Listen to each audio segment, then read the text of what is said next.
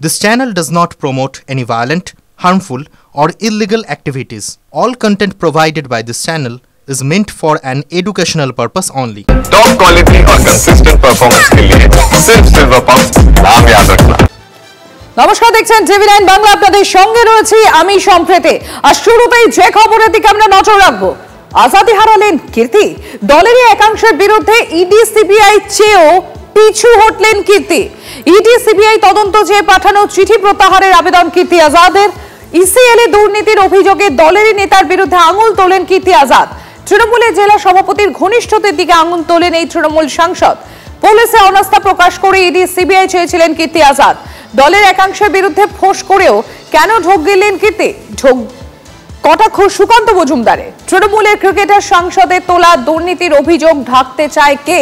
তৃণমূলে থেকে সরব হওয়ার পরিণতি কি হয়, এটা তারই নিদর্শন। আক্রমণে কেন্দ্রীয় শিক্ষা প্রতিমন্ত্রী সুকান্ত মজুমদার। একে বলে বাংলায় যে থুতু ফেলে সেটাকে চাটা। এবং আমরা ছোটবেলায় সিনেমা দেখেছিলাম দাদার কীর্তি তাপস পালের, এখন আমরা কীর্তি আজাদের কীর্তি দেখছি। তো তৃণমূল কংগ্রেসে উনি এই যে মুখ্যমন্ত্রী বলেন এমন গুতুনি, সেই গুতুনিটা উনি কেমন সেটা বুঝতে পেরেছেন। যদি উনি গুতুনি দিয়েছেন, সেই গুতুনি খেয়ে উনি এখন প্রত্যাহার করছেন। তো থুতু ফেলে থুতু চাটছেন, আর কি করবেন? আত্মসম্মান যদি থাকে তাহলে তো এরকম করতেন না, আত্মসম্মান নেই বলে এরকম করছেন। এই চিঠিতেই তিনি কারণ ব্যাখ্যা করেছেন যে আগের চিঠিতে তার কাছে কিছু ফ্যাকচুয়াল ইনকারেক্ট ডেটা ছিল, তাই জন্য চিঠি তিনি প্রত্যাহার করে নিয়েছেন। দ্বিতীয় কথা, ইডির কাছে তদন্তের দাবি তিনি হবেটা কি? কয়লা মন্ত্রক, সিআইএসএফ নিয়ন্ত্রণাধীন হচ্ছে অমিত শাহ। সেই অমিত শাহ যখন অন্ডাল এয়ারপোর্টে আছে, এর আগে আমরা দেখেছি তাকে রিসিভ করতে যায় কয়লা মাফিয়া রাগিটা। হয়তো সম্ভবত সেই সব কারণেই তিনি উইথড্র করে নিয়েছেন যে এতে কেন্দ্রীয় সরকারের কাছে কয়লা তদন্তের দাবি জানানো আর অরণ্যের রোদন একই বিষয়। মুখ্যমন্ত্রীর জেলা সফরের আগে তৃণমূলের অন্দরেই ক্ষোভ। খড়গপুরে তৃণমূলের বৈঠকে নেতৃত্বের বিরুদ্ধে ক্ষোভ।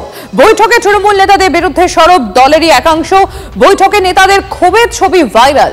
6ই আগস্ট ঝাড়গ্রাম সফরে মমতা বন্দ্যোপাধ্যায়। মুখ্যমন্ত্রীর সফরে প্রস্তুতি বৈঠকেই তৃণমূলে অনৈক্যের ছবি। ঘরে বসেছিল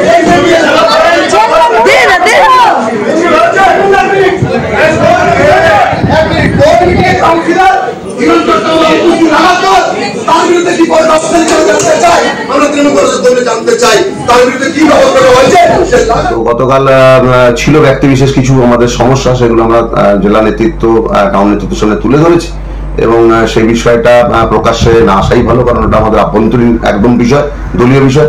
সেখানে আমরা তাদের জানিয়েছি এবং আশা রাখি তারা নিশ্চয়ই সেই বিষয়টা দেখবে।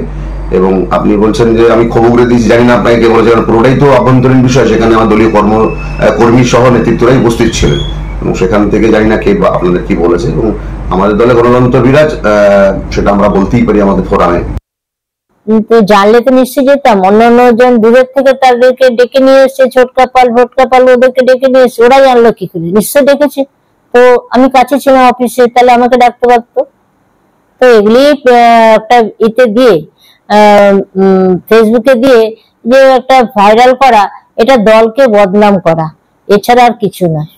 আমার বিরুদ্ধে ক্ষোভ প্রকাশ করেছে ছোটকা, মুনমুন আর জহরদা,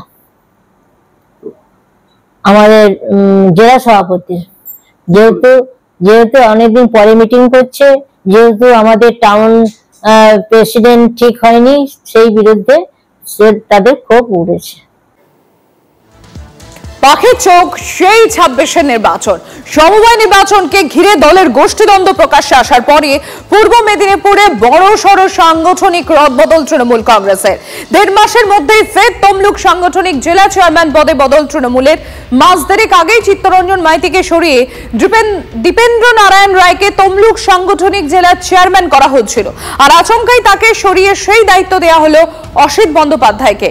তিনি তৃণমূলেরই প্রাক্তন জেলা সভাপতি ছিলেন। সম্প্রতি নন্দীগ্রাম এবং লাগোয়া এলাকার সমবায় নির্বাচনগুলোতে দীপেন্দ্র নারায়ণ রায়ের ভূমিকা অসন্তুষ্ট ছিল তৃণমূল নেতৃত্ব। মূলত তৃণমূলের জেতা সমবায়গুলিতে ডিরেক্টর পদ বন্টন নিয়েই প্রকাশ্যে চলে আসে দলের গোষ্ঠীদ্বন্দ্ব।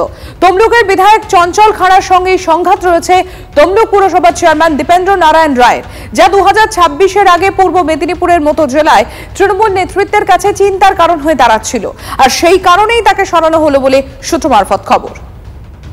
আপনারা কি ভাবছেন, দল কিভাবে মূল্যায়ন করছেন সেটা দলের নেতৃত্ব ব্যাপারে, এটা সর্বোচ্চ নেত্রী আমাদের মমতা ব্যানার্জি, আমাদের সেনাপতি অভিষেক ব্যানার্জি তাদের বলতে পারবেন।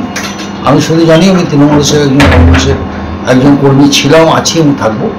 সার্বিকভাবে আমাকে বিভিন্ন সময় বিভিন্ন জায়গায় কাজ করার সুযোগ দেওয়া হয়েছে, আমি আমার সর্বোচ্চটা দেওয়ার চেষ্টা করি।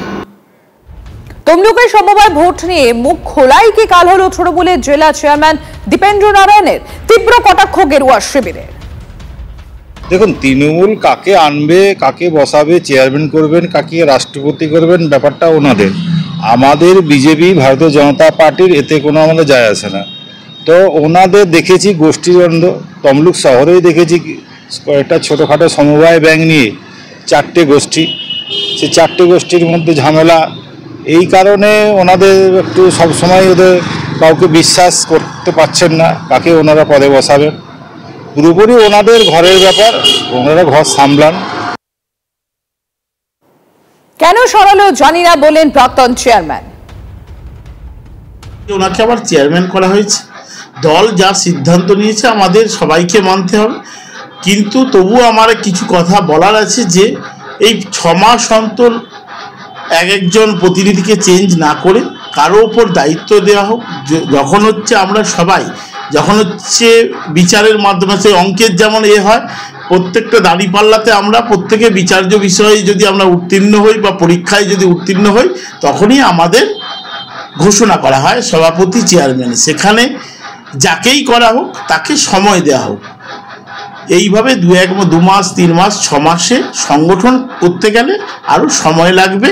তাই যাকেই দেওয়া হোক তাকে 2 বছর বা 3 বছরের জন্য যেন দেওয়া হয়।